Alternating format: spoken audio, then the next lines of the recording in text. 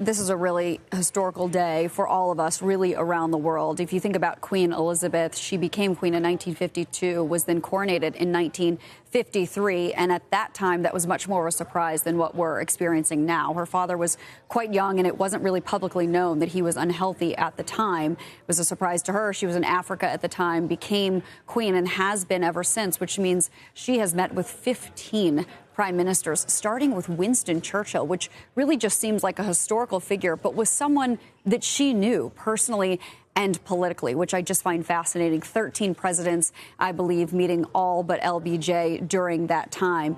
And of course, the Queen came to the throne in a very interesting way. Yes, her father had passed away, and that was the way these things naturally pass. But he was only king because his brother had abdicated the throne in order to marry an American divorcee. Of course, since then, the rules have changed. But the Queen stayed very, very close to the way that things had always been done. She always chose the crown over family in many circumstances, which I can only imagine had to have been personally very difficult. But I think she felt a great sense of duty because of the role that she played, because of the choice that her father really was not given. And so I think she felt very compelled to follow the rules the way things had always been done. Now, as time went on, things did certainly change. She changed the different rules of succession so that now the eldest child of the reigning monarch would become king.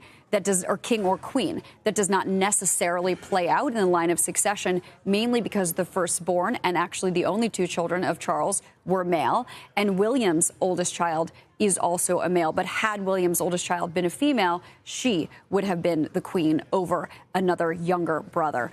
So I think that there's just a lot that the Queen held on to with tradition, but over time began to loosen a little bit. And we can only wonder what Charles will be, if he is indeed King Charles, or perhaps goes by another name, and what he may change or keep the same. Obviously, considerably older than his mother when he takes over as sovereign. So there's just a lot of, I think, sadness going on around the world. I think she really came to be a very beloved figure.